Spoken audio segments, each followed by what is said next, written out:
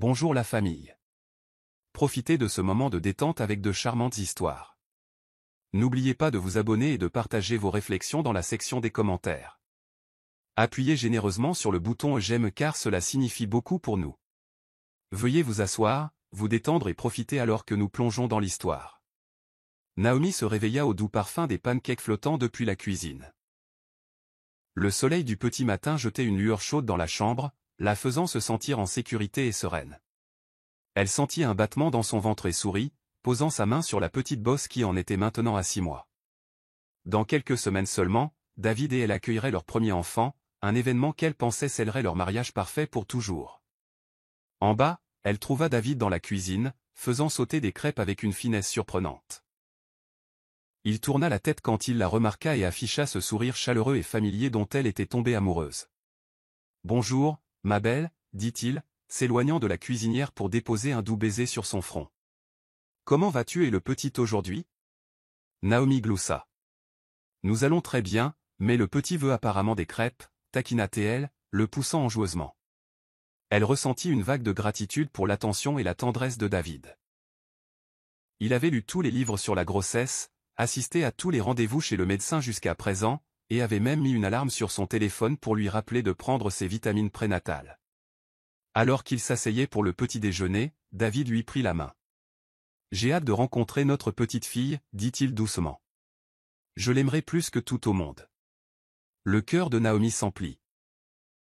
C'était l'homme dont elle avait toujours rêvé, prévenant, romantique et profondément dévoué. « Parfois, j'ai l'impression de vivre un conte de fées, confessa-t-elle. Je suis juste tellement heureuse. » David lui fit un clin d'œil enjoué. « Tu mérites tout ce bonheur, Naomi. Et je promets de faire tout ce que je peux pour le protéger. » Ce matin-là, tout semblait sorti d'un film. Rire, plaisanterie douce, l'anticipation de la maternité. Il n'y avait aucun signe que sous la surface, de petites fissures, presque imperceptibles, commençaient à se former. Tout semblait impeccable. L'air était léger, l'avenir radieux. Si seulement Naomi avait su que c'était le calme avant la tempête, elle l'aurait peut-être savouré encore plus, s'accrochant à ce moment fugace de paix. Mais pour l'instant, elle ignorait béatement l'obscurité qui allait bientôt engloutir son monde.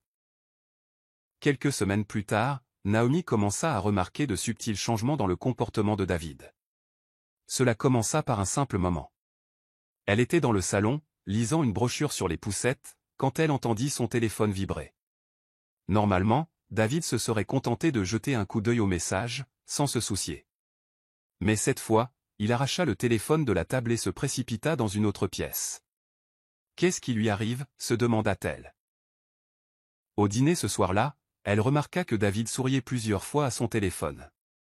Elle tenta de balayer cela. Peut-être s'agissait-il juste d'un mème amusant d'un ami ou d'un email de travail qui lui plaisait. Pourtant, une petite voix intérieure demanda « Depuis quand a-t-il autant de messages privés ?» « Tout va bien » demanda Naomi avec désinvolture, remuant sa soupe. Elle força un ton décontracté, espérant qu'il ne percevrait pas l'inquiétude sous-jacente. David leva les yeux, surpris, puis se détendit rapidement en un sourire. « Oh, oui. Juste des trucs de boulot, dit-il, verrouillant son téléphone. Il se pencha en arrière sur sa chaise, craquant ses phalanges.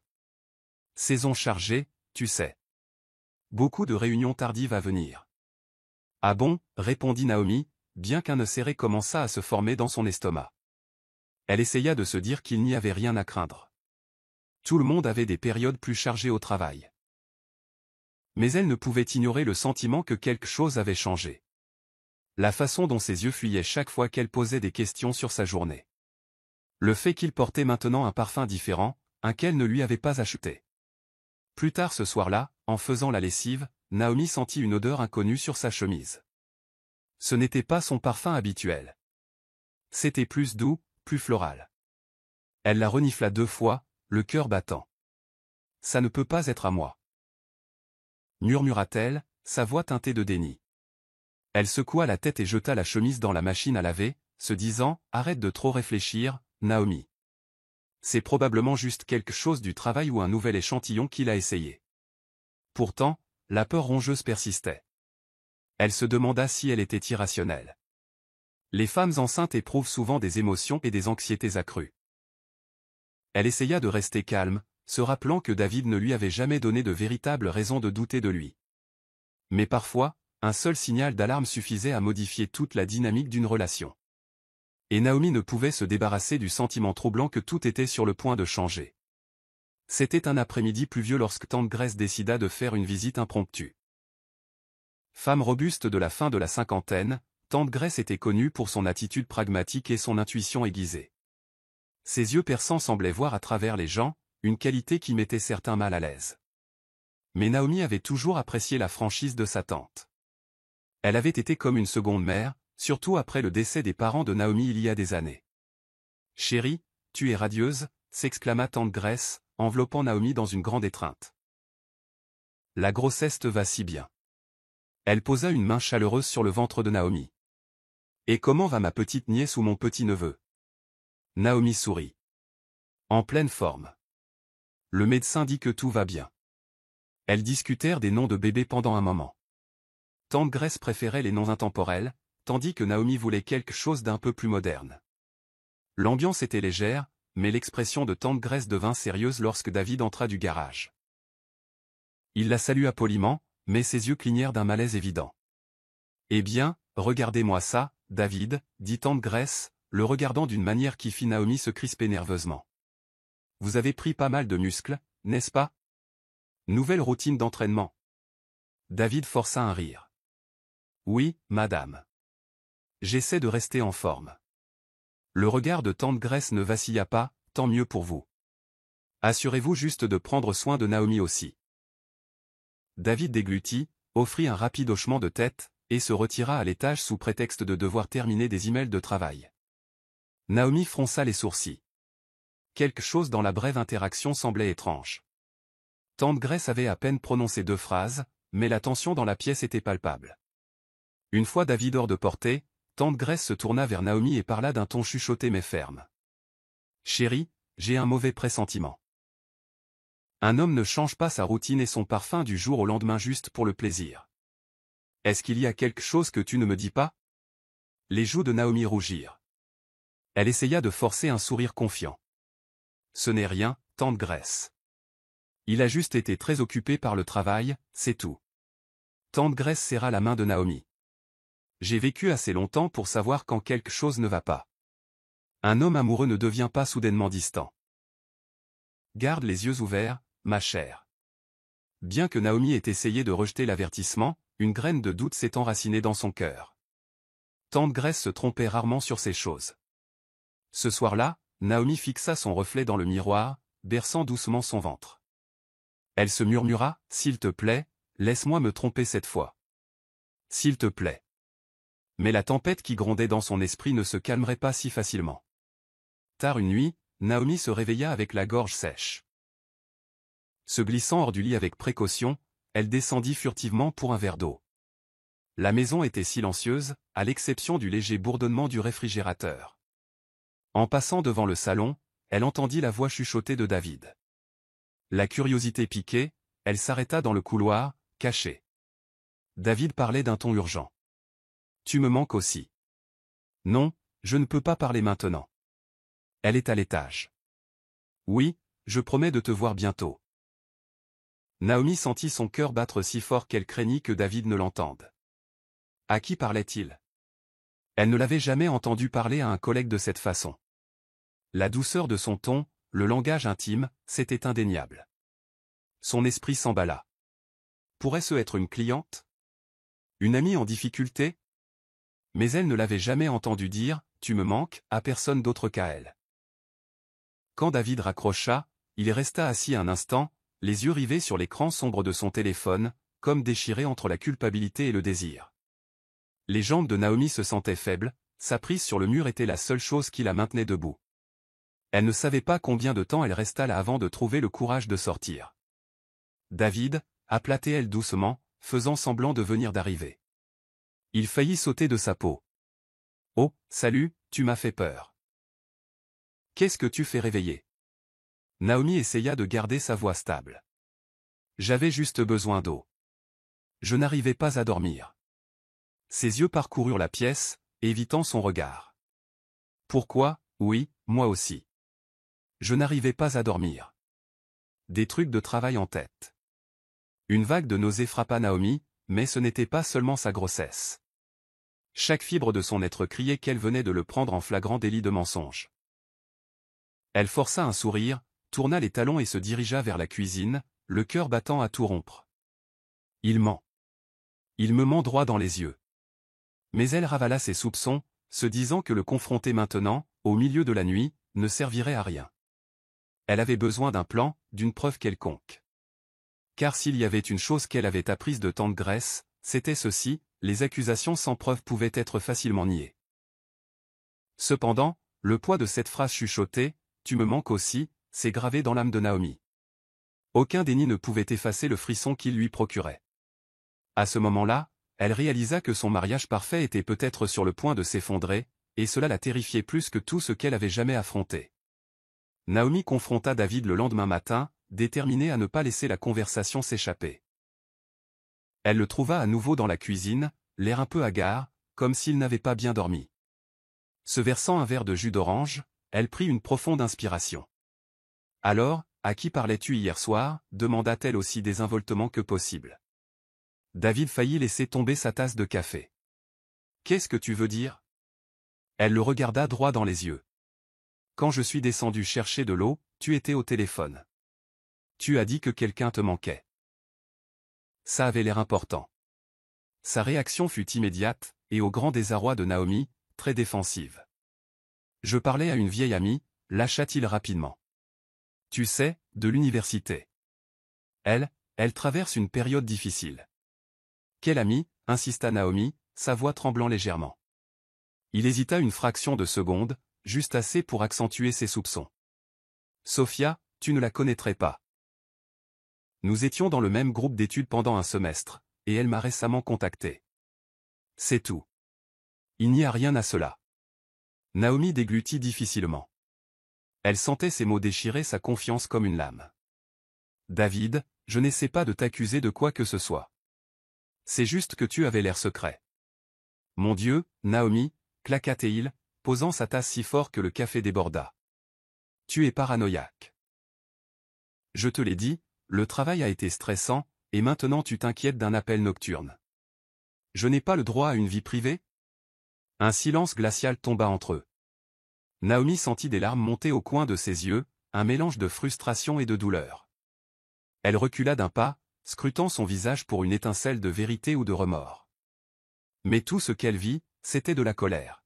« Très bien, » dit-elle doucement, sa voix tremblante. « Peut-être que je suis paranoïaque. Ce doivent être les hormones, n'est-ce pas ?» Le visage de David s'adoucit un peu.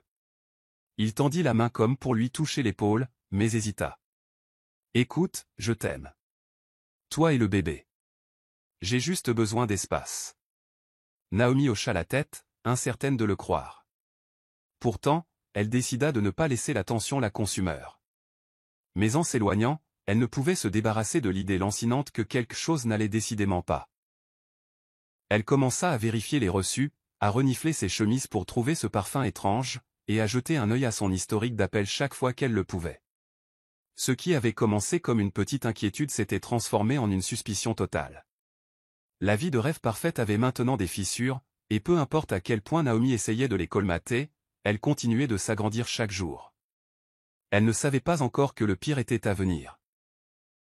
La grossesse de Naomi était bien avancée, au 6e mois, et elle avait un rendez-vous crucial chez le médecin un vendredi après-midi.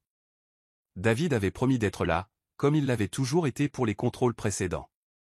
Mais quand le vendredi arriva, il était introuvable. Naomi tenta de l'appeler plusieurs fois, mais chaque tentative aboutissait à la messagerie vocale. Assise dans la salle d'attente, elle regardait la porte chaque fois qu'elle s'ouvrait, espérant voir David arriver en courant avec une expression d'excuse. Mais il ne se présenta jamais. L'infirmière appela enfin le nom de Naomi, et elle dut y aller seule, le cœur lourd de déception.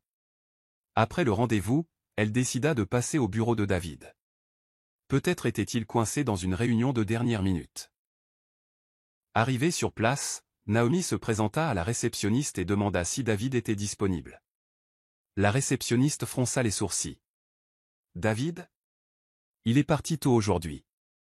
Il a dit qu'il avait des courses personnelles à faire. » Naomi tenta de garder son calme. Vous êtes sûr? Il m'a dit qu'il serait là. La réceptionniste hocha la tête. J'en suis certaine. Je l'ai vu partir vers l'heure du déjeuner. Retenant ses larmes, Naomi se précipita vers le parking. Elle ressentit un tourbillon d'émotions, colère, trahison, confusion.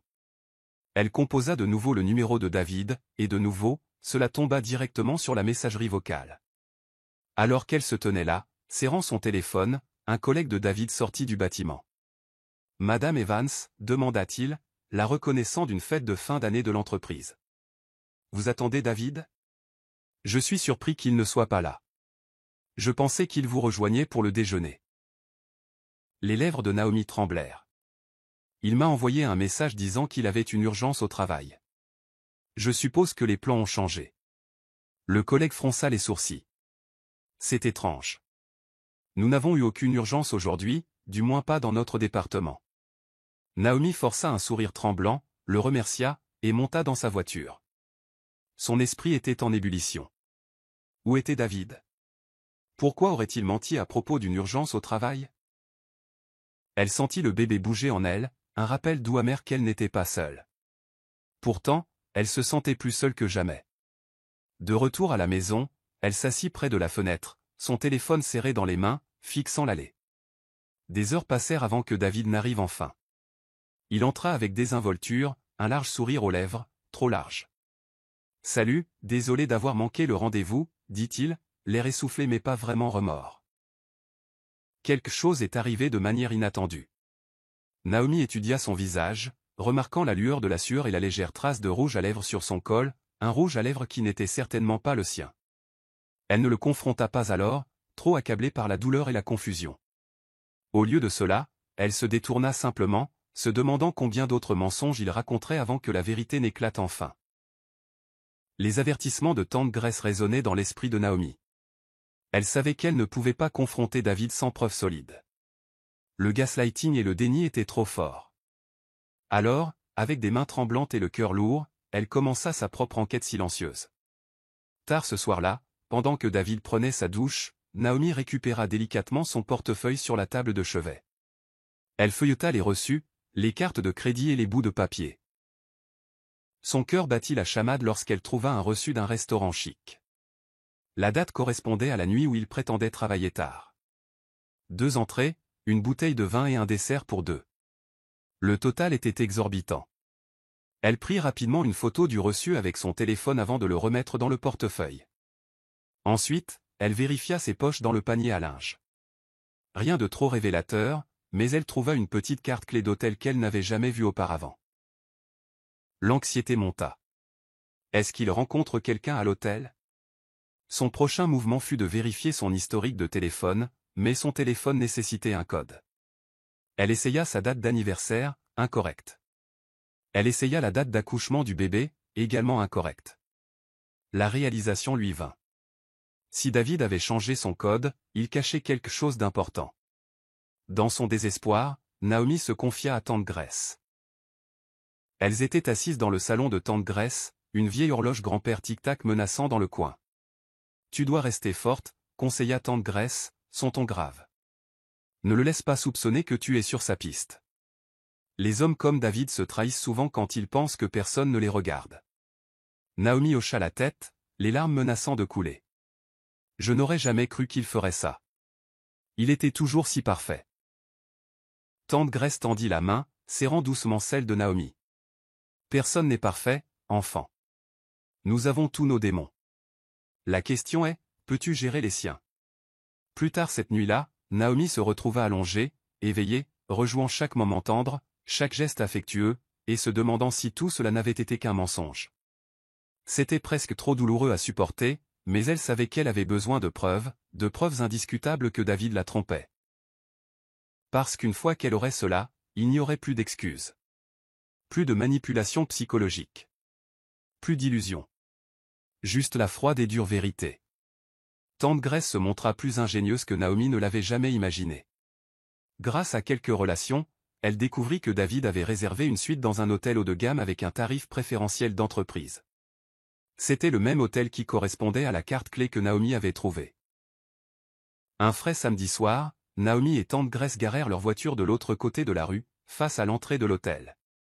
Les mains de Naomi tremblaient alors qu'elle serrait le volant, son cœur battant la chamade dans sa poitrine. « Je ne sais pas si je peux faire ça, hurla-t-elle, retenant ses larmes. Tante Grace posa une main rassurante sur l'épaule de Naomi. « Tu as besoin de voir la vérité de tes propres yeux. C'est la seule façon pour toi de le croire enfin. » Rassemblant tout son courage, Naomi quitta la voiture et entra dans le hall somptueux. Elle portait un chapeau à large bord et un châle dans l'espoir de ne pas attirer l'attention. Tante Grace s'attarda dans un coin, téléphone à la main, prête à capturer toute preuve qu'elle pourrait trouver. La réceptionniste ne jeta même pas un coup d'œil à Naomi, occupée à l'enregistrement d'un autre client. Naomi se glissa dans l'ascenseur et appuya sur le bouton du 8e étage. Tandis que l'ascenseur montait, elle sentit le bébé bouger. « Ça va » marmonna-t-elle, les larmes aux yeux. « Maman est là. » En sortant, elle scanna les numéros sur les portes jusqu'à ce qu'elle trouve la suite enregistrée sous la réservation de David. Son estomac se serra quand elle reconnut la voix de David à l'intérieur. Il riait. Le son d'un rire féminin retentit bientôt, un rire aigu, coquet, qui n'était certainement pas celui de Naomi. Incapable de s'arrêter, Naomi regarda à travers l'étroite fente de la porte de la suite partiellement ouverte. Elle vit David verser du champagne dans 2 verres, tandis qu'une jeune femme magnifique aux longs cheveux flottants lui passait les bras autour du cou. Ils s'embrassèrent, lentement, longuement, de manière absolument accablante. Naomi ravala un sanglot, son téléphone à la main, la caméra en marche, capturant chaque seconde déchirante. Tante Grace apparut derrière elle, posa une main sur son dos et la guida doucement loin avant qu'elle ne soit repérée. Elles se précipitèrent vers la voiture, Naomi tremblante, les larmes coulant sur son visage. Dans la sécurité du véhicule, Naomi craqua complètement.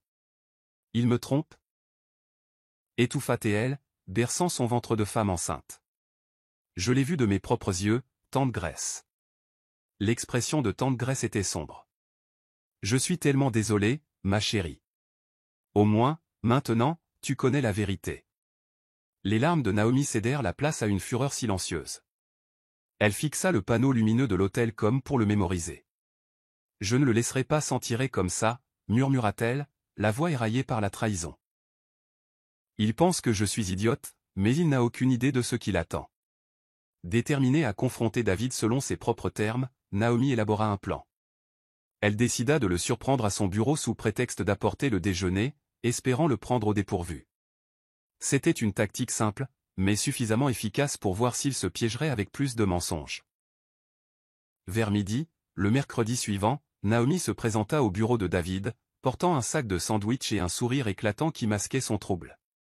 La réceptionniste la salua chaleureusement. « Oh, Madame Evans, c'est si gentil de vous voir. » Le bureau de David est juste au bout du couloir. Le cœur de Naomi battait la chamade alors qu'elle marchait dans le couloir. Elle pouvait voir David à travers les murs de verre, penché sur son bureau, téléphone à l'oreille. Elle s'arrêta près de la porte, juste hors de vue. Son ton était chuchoté, et il semblait tendu. Puis elle l'entendit marmonner quelque chose à propos de « demain soir » et de « notre endroit habituel ». Sa poitrine se serra, mais elle força une expression agréable avant de frapper.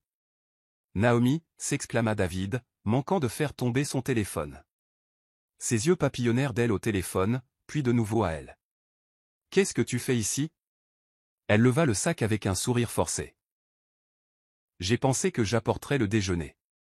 Le bébé et moi avions besoin d'air frais. » David s'empressa de se ressaisir.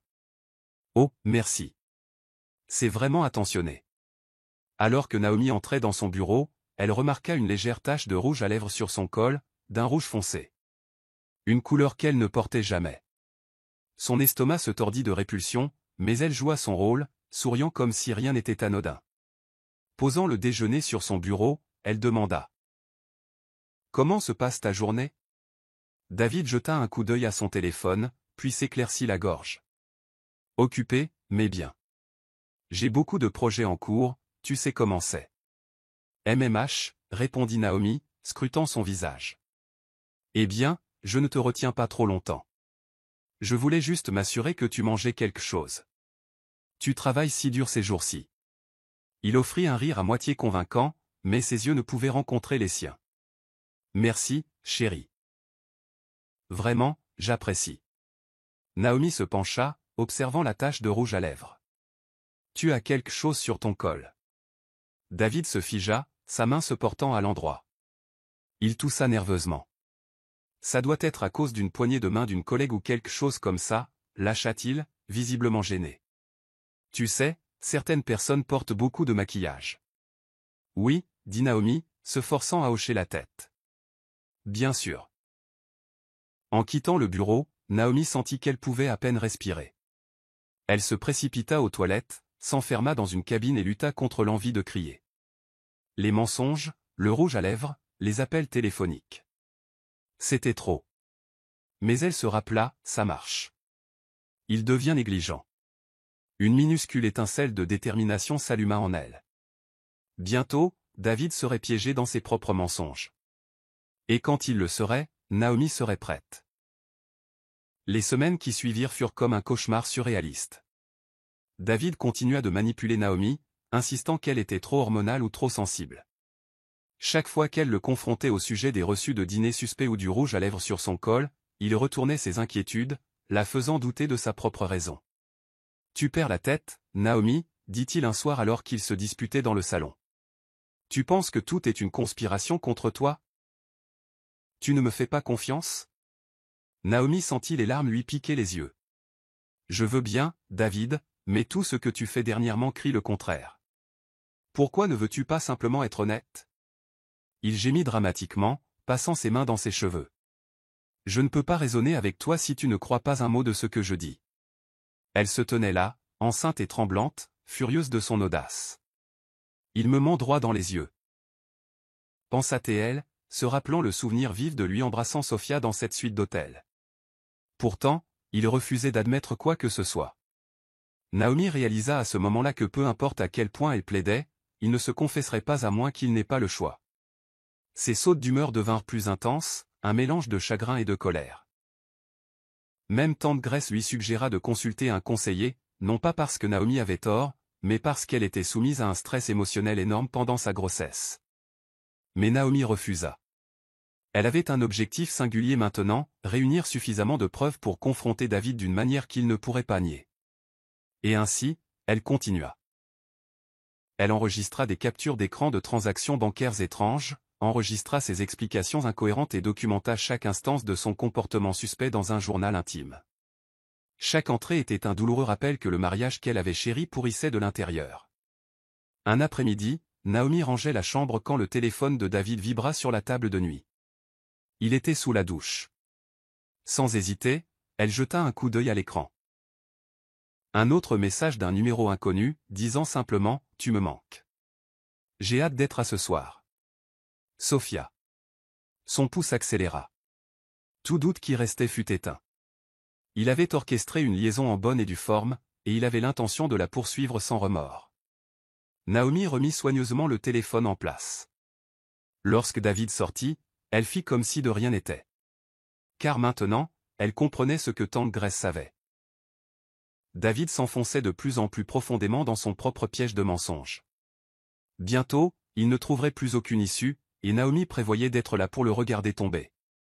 Non plus la femme naïve qui croyait aux contes de fées, mais une femme éveillée à la dure vérité. Alors que la tension entre eux atteignait son paroxysme, Naomi décida de prendre les choses en main plus agressivement. Suivant la recommandation d'une amie, elle installa une application de suivi sur le téléphone de David. Initialement, elle lutta contre la culpabilité. « Est-ce mal ?» se demanda-t-elle. « Dois-je respecter sa vie privée ?» Mais le souvenir vif de cette suite d'hôtels rejoua dans son esprit, lui rappelant que la confiance avait déjà été brisée. Un soir, David quitta la maison, affirmant qu'il se rendait à une réunion de travail urgente. Naomi jeta un coup d'œil à l'application de suivi sur son téléphone. Elle indiqua son emplacement à plusieurs kilomètres du quartier des bureaux.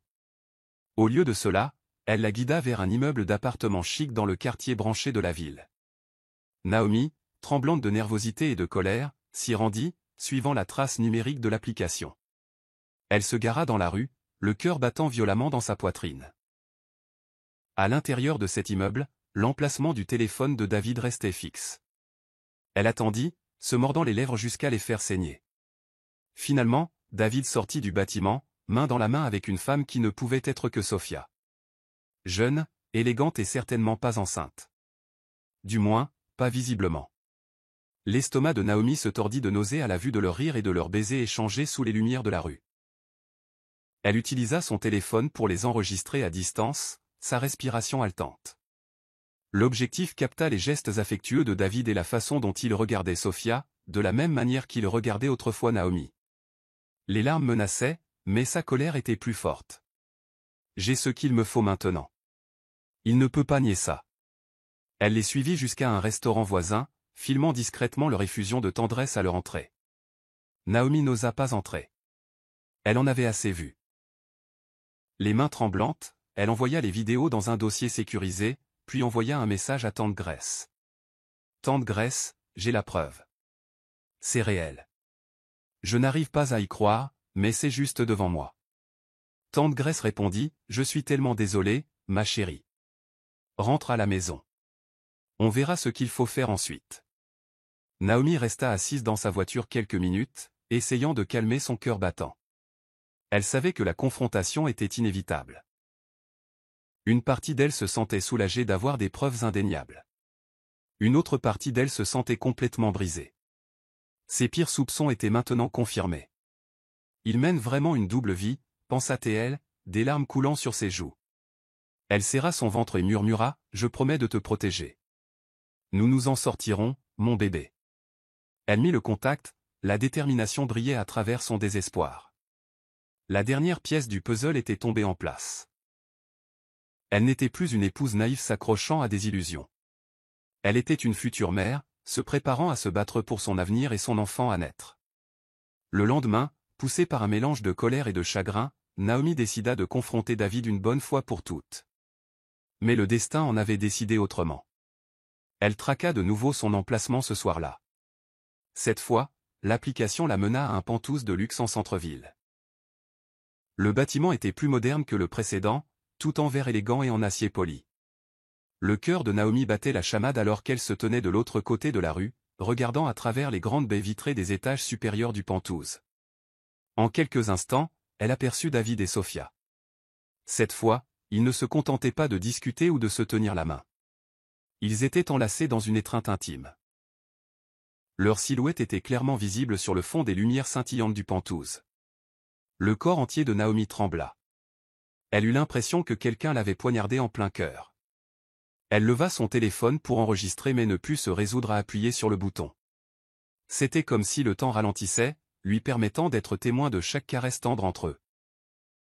Ses yeux piquaient de larmes alors que David passait ses doigts dans les cheveux de Sophia de la même manière affectueuse qu'il caressait ceux de Naomi. Soudain, Naomi sentit des vertiges, sa vision se troubla. Ses respirations étaient courtes et haletantes. La détresse émotionnelle était trop écrasante pour son corps déjà tendu. Elle parvint à peine à s'éloigner de la vue du Pantouse avant de s'effondrer sur le trottoir. Un piéton de passage halta et se précipita à ses côtés, appelant à l'aide. « Madame, ça va ? Oh mon Dieu, vous êtes enceinte. » Tout s'est estompé dans un tourbillon de sirènes et de voix anxieuses. Le monde de Naomi devint noir alors qu'elle sombrait dans l'inconscience, l'image obsédante de David et Sophia persistant dans son esprit. Sa dernière pensée cohérente fut une supplication terrifiée pour son enfant à naître. « Tiens bon, bébé. S'il te plaît, tiens bon. » Quand Naomi reprit connaissance, elle était dans un lit d'hôpital, avec une perfusion attachée à son bras. Son abdomen lui faisait mal, et le moniteur cardiaque du bébé bipait régulièrement à côté d'elle. Une infirmière se tenait là, son expression préoccupée. « Vous êtes réveillé » dit doucement l'infirmière. « Vous vous êtes effondré dehors. Quelqu'un a appelé une ambulance. Nous étions inquiètes pour vous et le bébé. » Naomi cligna des yeux, désorientée, la bouche sèche. « Où ? Combien de temps suis-je restée ici ? » Quelques heures seulement, répondit l'infirmière, ajustant la perfusion. « Nous avons réussi à vous stabiliser, mais vous devez vous reposer. Le stress est dangereux à ce stade de votre grossesse. » Les yeux de Naomi balayèrent la pièce. Elle se souvint soudain de tout. Le Pantouse, David, Sophia. La trahison. Une vague de douleur la transperça. Elle tendit instinctivement la main vers son téléphone, mais il n'était pas sur la table de chevet. « Vos affaires sont dans ce tiroir », dit l'infirmière, remarquant l'expression affolée de Naomi. Naomi tâtonna pour récupérer son téléphone, grimaçant à la douleur dans son abdomen. Elle tenta d'appeler David à plusieurs reprises, mais chaque appel aboutit directement sur la messagerie vocale. Des larmes piquèrent ses yeux. « Où est-il » pensa-t-elle. « Il devrait être là, à mes côtés. » Elle fixa l'écran vide, la peur s'installant dans son estomac comme un poids de plomb. Finalement, l'infirmière revint la voir. « Avez-vous réussi à joindre votre mari » demanda-t-elle doucement. Naomi secoua la tête, se mordant la lèvre pour ne pas sangloter. Il ne répond pas, l'expression de l'infirmière était compatissante. Peut-être qu'il est en route. Parfois, les appels ne passent pas dans certaines zones. Mais au fond, Naomi savait mieux. David n'était pas là parce qu'il était avec Sophia, complètement inconscient ou indifférent à sa crise. Elle sentit une fureur grandissante, mélangée à une douleur écrasante. Elle ne s'était jamais sentie aussi abandonnée de sa vie. Si David pouvait trahir sa confiance à ce point, de quoi d'autre était-il capable? Elle s'allongea sur les oreillers, les larmes coulant sur son visage, pensant au bébé. « Je dois être forte », se dit-elle, serrant les draps avec une résolution à poing blanc. « Je ne peux pas le laisser me détruire. Je dois protéger mon enfant. » Pourtant, le vide à côté d'elle en disait long. Son mari, l'homme qui lui avait jadis promis de déplacer des montagnes pour elle, était introuvable. Alors que la nuit s'éternisait, l'état de Naomi se stabilisa, mais émotionnellement, elle était en pleine tourmente. Entre l'inquiétude pour son bébé et la trahison dont elle avait été témoin, elle pouvait à peine contenir son anxiété. Vers minuit, elle rassembla assez d'énergie pour appeler Tante Grace. « Tante Grace » murmura-t-elle lorsqu'elle entendit la voix réconfortante à l'autre bout du fil. « Il n'est pas là. Je suis à l'hôpital, et il est introuvable. »« Oh, ma chérie, » dit Tante Grace, sa voix tremblante d'inquiétude. « J'arrive tout de suite. » Il fallut près d'une heure à Tante Grace pour arriver, et pendant cette heure, les pensées de Naomi tourbillonnaient. Il ne répond pas parce qu'il est avec elle. Une nouvelle vague de nausées et d'amertume monta dans sa poitrine. Elle pouvait presque voir David, téléphone éteint, inconscient de la douleur, partageant une nuit romantique avec Sophia. Quand Tante Grace fit irruption dans la chambre d'hôpital, elle serra Naomi dans une douce étreinte. « Comment te sens-tu » ? Comme si mon cœur avait été arraché, admit Naomi, les larmes coulant de nouveau. Il avait promis d'être là pour moi, pour nous. Mais tout ce qui l'intéresse, c'est elle. Les yeux de Tante Grace s'allumèrent de colère. C'est un idiot. Retiens bien mes paroles, Naomi. Il le regrettera toute sa vie. Naomi regarda les tubes de sa perfusion. Je pensais que même s'il me trompait, il viendrait quand même si j'étais à l'hôpital. Suis-je si naïve? Tante Grace secoua la tête. Non, tu es juste une femme qui aime son mari. Mais cet homme a dépassé les bornes. À ce moment-là, le téléphone de Naomi vibra. Son cœur bondit, pensant que c'était peut-être David. Mais c'était un message d'un numéro inconnu. Il est avec moi ce soir. Arrête de téléphoner. Le souffle de Naomi se coupa. Il n'y avait pas de signature, mais elle savait exactement qui c'était, Sophia. Elle montra le message à Tante Grace, ses mains tremblantes. Comment ose-t-elle? Comment ose-t-elle m'envoyer ça? La mâchoire de Tante Grace se serra. Ne réponds pas. Elle veut te provoquer. Naomi hocha la tête, des larmes de rage coulant sur ses joues. Elle sentit une douleur physique dans sa poitrine, une douleur creuse qui irradiait dans tout son corps. La trahison était mise à nu. David ne se souciait pas qu'elle soit à l'hôpital, risquant peut-être de perdre leur enfant. Il était trop occupé à se blottir dans les bras d'une autre femme. Naomi ferma les yeux, le poids de l'épuisement l'envahissant enfin. Alors que le sommeil la gagnait, une pensée lancinante demeura. Il avait fait son choix. Maintenant, elle ferait le sien. Le matin arriva avec une tension feutrée dans la maternité. Naomi était enfin stable, bien que émotionnellement éprouvée. Un doux coup à la porte la réveilla en sursaut. L'infirmière entra, expliquant gentiment qu'une autre femme enceinte avait été admise pendant la nuit. Elle devait faire une brève mise à jour sur la capacité du service. Naomi écouta poliment, bien que son esprit fût engourdi. Quelques instants plus tard, la même infirmière revint avec un murmure chuchoté. « Je suis tellement désolé, Madame Evans. Nous devons vous déplacer dans une autre chambre. Nous avons une nouvelle admission juste à côté, et l'espace est limité. » Naomi hocha la tête avec lassitude, ne se souciant pas vraiment de la chambre dans laquelle elle se trouvait. Elle se leva lentement, rassemblant ses affaires avec l'aide de tante Grace. Alors qu'elles entraient dans le couloir, Naomi se figea. Elle entendit la voix de David, claire, familière, teintée d'inquiétude. « S'il vous plaît, elle va bien ?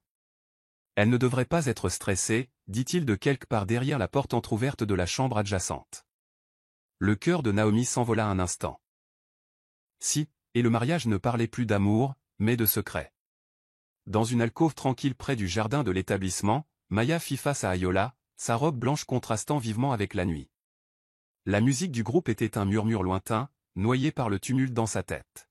« Tu ne m'as jamais parlé d'elle, dit-elle, sa voix tremblante de rage et de douleur. Les yeux d'Ayola s'écarquillèrent, cherchant une échappatoire. « Maya, ce n'est pas ce que tu penses. »« Alors qu'est-ce que c'est » s'écria-t-elle. « Tu l'as vue, et tu as figé. Tu as menti en disant que tu la connaissais. Et maintenant elle est en tête des tendances, et je suis la risée. » Ayola passa une main sur son visage. Son smoking était froissé par le stress. « C'était compliqué, d'accord ? Tony et moi, c'était il y a des années. » Le rire de Maya était amer. « Compliqué ? Tu étais fiancé à elle, n'est-ce pas ? » Son silence fut assourdissant. Elle s'approcha, sa voix baissant. « Si elle était restée, m'aurais-tu quand même épousé ?» La bouche d'Ayola s'ouvrit, mais aucun mot ne vint. Son hésitation fut une lame, transperçant son cœur. Les yeux de Maya se remplirent, mais elle chassa les larmes. « C'est ce que je pensais. » Elle se retourna pour partir, mais il lui saisit le bras. « Maya, s'il te plaît. Je t'aime. Tony est du passé. » Elle se libéra. « Le passé ne débarque pas à mon mariage en rouge, Ayola. » De retour dans le hall, la fête continuait, mais l'ambiance était fracturée. Les invités dansaient, mais leurs yeux étaient rivés sur leur téléphone, échangeant des théories. Imad trouva Madame Daramola, qui fulminait près de la table des desserts. « C'est le désordre de votre fils, » dit Imad, sa voix tranchante. « Vous saviez pour Tony. Pourquoi n'avez-vous pas prévenu Maya ?» Les lèvres de Madame Daramola s'amincirent. « J'ai protégé ma famille.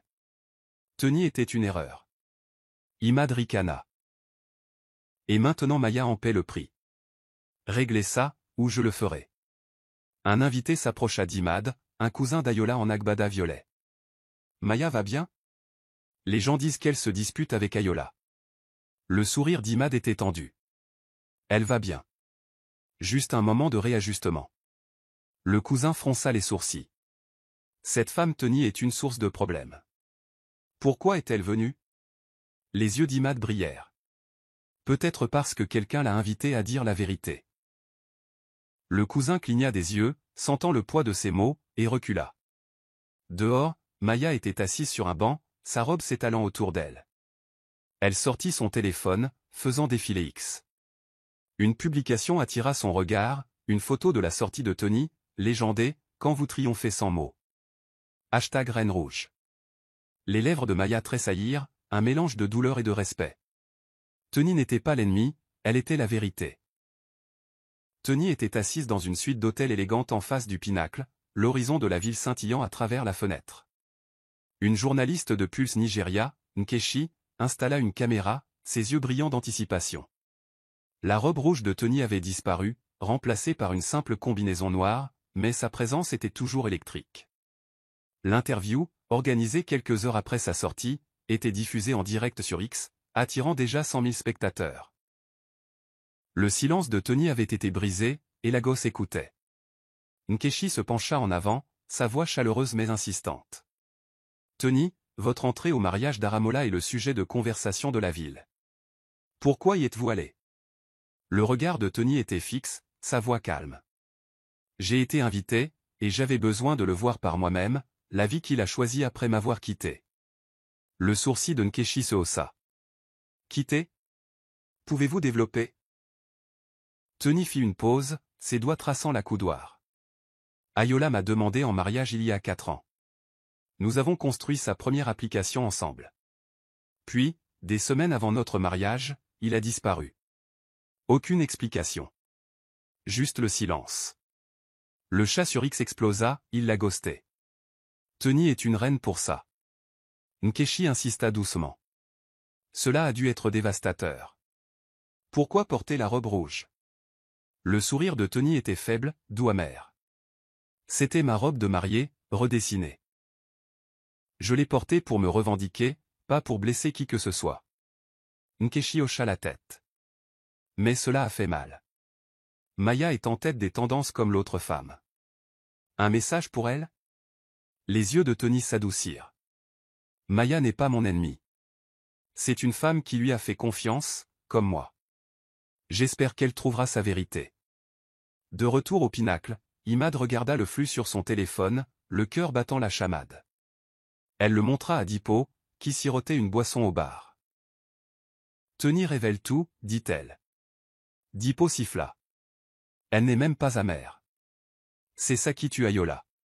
Imad fronça les sourcils. Maya a besoin de voir ça. Dipo secoua la tête. Laisse-la digérer. C'est le désordre d'Ayola à régler. Les yeux d'Imad brillèrent. Régler? Il l'évite. Quelqu'un doit intervenir. Un invité, un influenceur de mode en cafetan à paillettes, entendit et les rejoignit. L'interview de Tony est explosive. Elle a déjà 5 millions de vues. Imad soupira. Super. Plus de carburant pour le cirque. L'influenceur sourit. Cirque? C'est de l'histoire. Tony réécrit le récit. Les lèvres d'Imad tressaillirent. Peut-être. Mais c'est Maya qui en paie le prix. Madame Daramola entra en trombe, son téléphone à la main. C'est scandaleux. Elle calomnie mon fils. Dipo haussa un sourcil. Calomnie? Elle raconte sa vérité. Ayola devrait essayer ça un jour. Le visage de Madame Daramola rougit, mais elle n'eut pas de réponse. L'avocat à côté d'elle murmura, nous devons contrer ça. Vite. Chika, la responsable des relations publiques, secoua la tête. Contrer comment? Elle est à l'épreuve des balles. Le public l'adore. Tony conclut l'interview, sa voix ferme. Il est parti parce qu'il savait que je ne le laisserais pas faire semblant d'être quelqu'un qu'il n'est pas. Je ne suis pas là pour le détruire, juste pour me rappeler que j'ai survécu. Le flux atteignit 5 millions de vues et X explosa avec le hashtag Reine Rouge. La vérité de Tony était un incendie de forêt et l'empire d'Ayola était de la nourriture pour le feu. Maya se glissa dans la suite nuptiale du Pinacle. La musique lointaine de la fête était étouffée par l'épaisse porte. La pièce était un sanctuaire de roses blanches et de miroirs, mais elle ressemblait à une cage. Sa robe était lourde, son diadème lui pinçait le cuir chevelu. Elle s'assit à la coiffeuse, fixant son reflet, une mariée qui ne se reconnaissait pas. Son téléphone vibra avec le lien de l'interview de Tony, envoyé par Imad. Regarde ça. Tu mérites la vérité. Maya l'ignora. Elle n'avait pas besoin d'une vidéo pour confirmer ce que son cœur savait déjà. Elle fit tourner la bague de diamant à son doigt. Son poids était insupportable. D'une main tremblante, elle la retira et la plaça dans le tiroir de la coiffeuse, le fermant d'un léger clic. Pas de mots, pas de larmes. Juste de la clarté. On ne construit pas l'éternité sur des mensonges, murmura-t-elle, sa voix stable. Elle se leva, se débarrassant du diadème, ses tresses tombant librement. La mariée était partie. Maya était de retour. Imad frappa et entra. Ses yeux s'écarquillèrent devant le doigt nu. Maya, tu vas bien? Le sourire de Maya était faible mais réel. Pas encore. Mais je le serai. Imad la serra dans ses bras, sa voix féroce. Tu es plus forte que ce désordre. Partir est un bon début. Maya hocha la tête. J'ai juste besoin d'espace. Loin de lui, loin de ça. Imad jeta un coup d'œil au tiroir. Tu laisses la bague? Les yeux de Maya se durcirent. C'est son fardeau maintenant. En bas, Ayola était toujours dans le salon, se disputant avec Chika. Nous pouvons nous en sortir, insista-t-il, sa voix désespérée. Les yeux de Chika étaient froids. S'en sortir? Votre stock chute, votre femme est introuvable. Et Tony est une icône mondiale. Vous n'avez plus de cartes à jouer. Ayola s'effondra sur une chaise. Son smoking froissé. Je n'ai pas fait ça exprès. Chika ricana. Vous n'avez pas fait exprès de vous faire prendre. Grande différence. Un invité, le cousin d'Ayola en agbada bleu marine, s'approcha. Frère, Maya n'est pas à la table d'honneur. Les gens le remarquent. Le visage d'Ayola pâlit. Elle est probablement avec Imad. Le cousin fronça les sourcils. Vérifiez la suite. X dit qu'elle en a fini avec vous. Ayola se leva, ses jambes chancelantes, et monta à l'étage. Les murmures de la foule le suivaient comme des fantômes. Dans la suite, Maya prépara une petite valise. Ses mouvements étaient rapides. Imad regarda, sa voix douce. Tu es sûr de ça? Maya s'arrêta, ses yeux rencontrant ceux d'Imad. J'ai épousé un homme qui n'existe pas. Je suis sûr. Imad hocha la tête, les yeux humides. Appelle-moi quand tu atterriras. Maya la serra dans ses bras, puis se glissa par la porte de derrière, son chauffeur l'attendant. La nuit l'engloutit, et elle ne regarda pas en arrière. Ayola arriva à la suite quelques minutes plus tard, la trouvant vide. Il ouvrit le tiroir, vit la bague, et se figea. Ses genoux s'affaissèrent, et il s'assit par terre, le poids de ses choix l'écrasant. Dehors, X bourdonnait d'une nouvelle publication, la mariée est partie. Bagues enlevées? L'héritage de la Reine Rouge perdure. #mariage d'Aramola. L'histoire n'était pas terminée, mais Maya avait écrit sa propre fin. 2 semaines après le mariage d'Aramola, Lagos était encore en ébullition avec la saga de la Reine Rouge. La robe rouge de Tony était devenue un phénomène culturel, inspirant des articles de fond dans le Guardian Nigeria et une proposition de documentaire Netflix. Tony, cependant, s'était retiré dans son appartement de Lekki, un havre minimaliste aux murs blancs et aux coussins en cara. Elle esquissait un nouveau design lorsque la sonnette retentit. Ouvrant la porte, elle trouva Madame d'Aramola, la mère d'Ayola, debout, rigide, dans un niro et un bouba bleu marine, son visage masqué par une humilité réticente. « Teniola » commença Madame d'Aramola, sa voix sèche. « Puis-je entrer ?»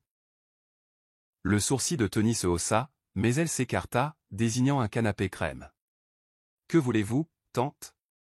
Madame d'Aramola s'assit, serrant sa bourse. « Je vous dois des excuses. » Tony s'appuya contre le comptoir. Bras croisés. « Pourquoi?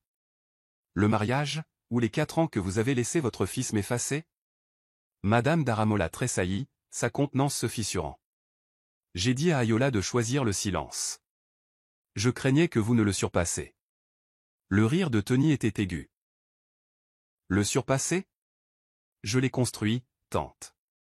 Sa première application, son premier argumentaire, mon argent, ma foi. » Les yeux de Madame d'Aramola baissèrent. « Je sais, et je l'ai poussé à vous quitter. Je pensais que Maya était plus sûre, plus facile à contrôler. » Le regard de Tony se durcit. « Et maintenant, Maya est partie, votre fils est un mème, et je suis toujours là. » La voix de Madame d'Aramola s'adoucit, presque suppliante. « J'avais tort, Tony. Vous avez toujours été la plus forte. » Tony inclina la tête, l'étudiant. « Je l'ai surpassé. Et ce n'était jamais le problème. Le problème, c'était vous deux qui pensiez que je ne devais pas. » Madame d'Aramola hocha la tête. Les larmes aux yeux. « Je le vois maintenant. Pouvez-vous me pardonner ?» Le sourire de Tony était froid. « Le pardon n'est pas mon fardeau. C'est le vôtre. Vivez avec. » La femme âgée se leva, ses mains tremblantes. « Vous avez changé la gosse, Teniola. Il vous appelle une reine. » Tony la conduisit à la porte. « Je ne suis pas une reine.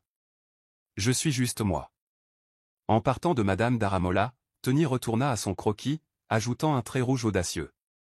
Les excuses ne l'avaient pas guéri. Elles l'avaient libéré. De l'autre côté de la ville, Imad rencontra Dipo dans un café de Victoria Island. L'air était épais d'expresso et de potin.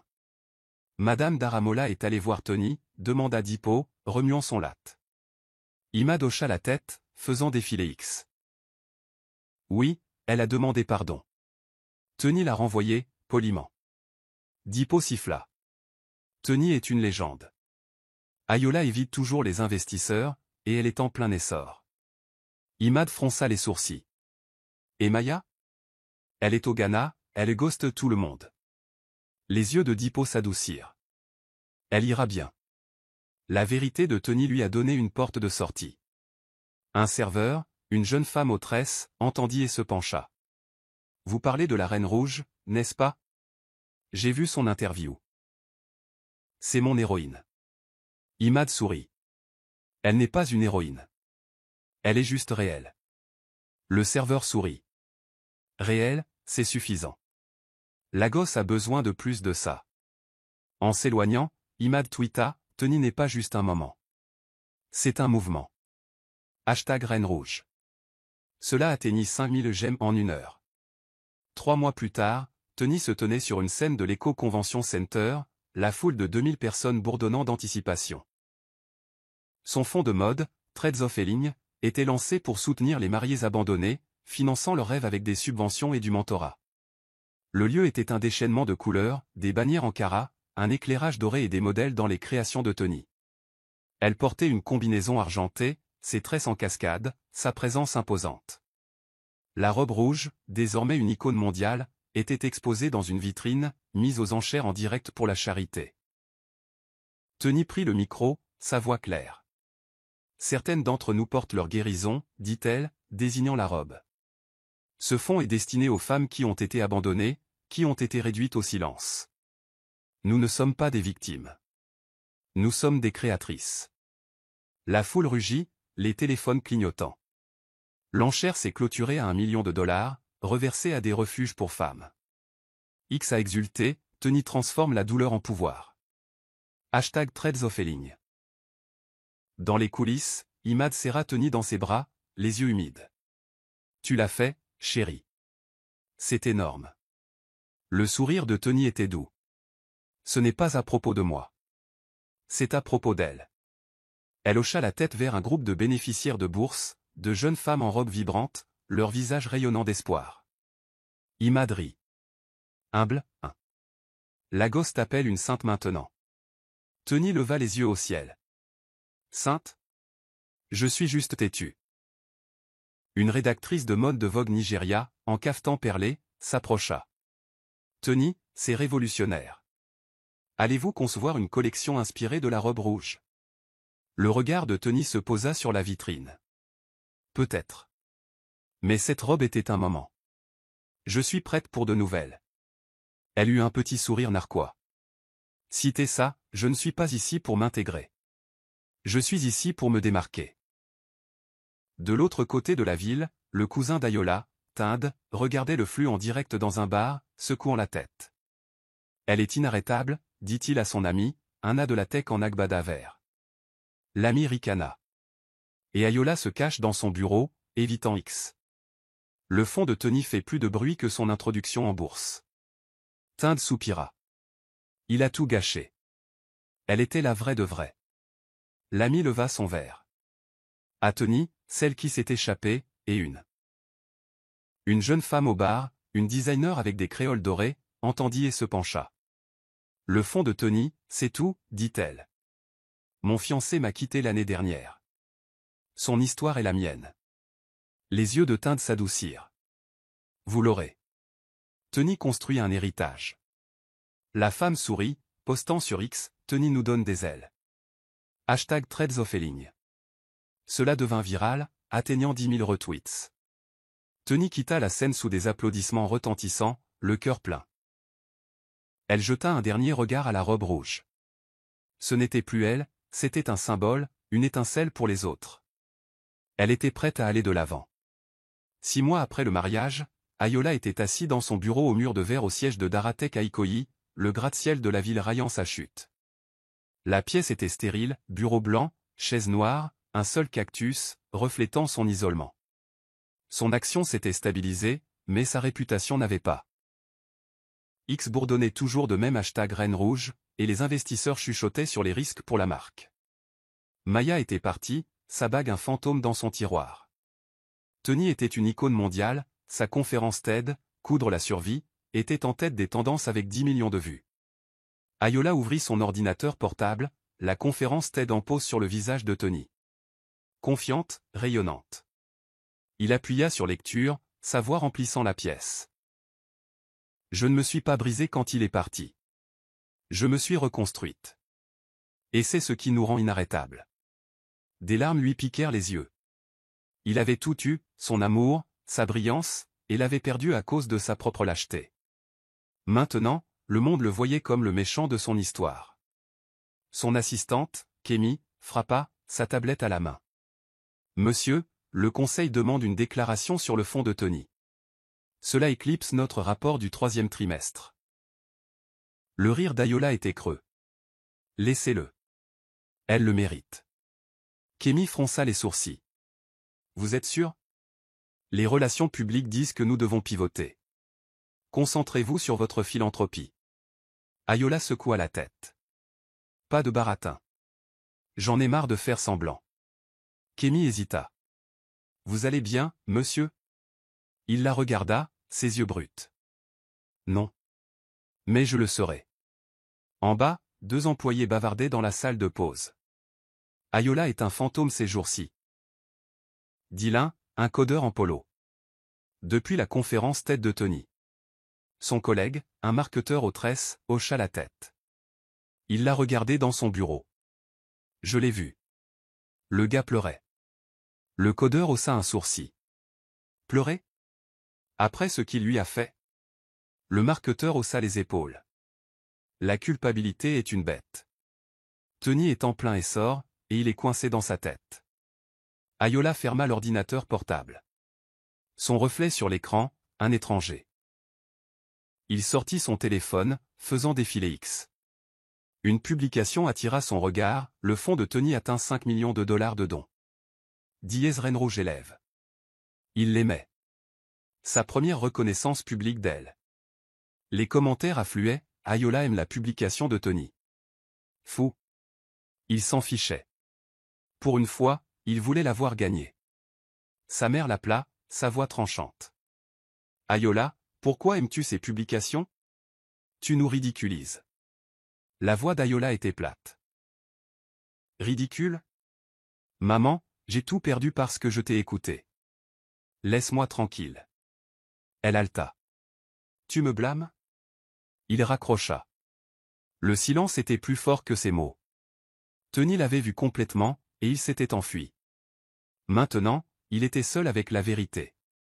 Tony était assise sur son balcon à Lekki, la brise océanique froissant son carnet de croquis. Il était tard, les lumières de la ville scintillaient comme des étoiles. Elle ouvrit un tiroir, en sortant une lettre froissée qu'elle avait écrite un an plus tôt, après le départ d'Ayola. L'encre était passée, les mots bruts.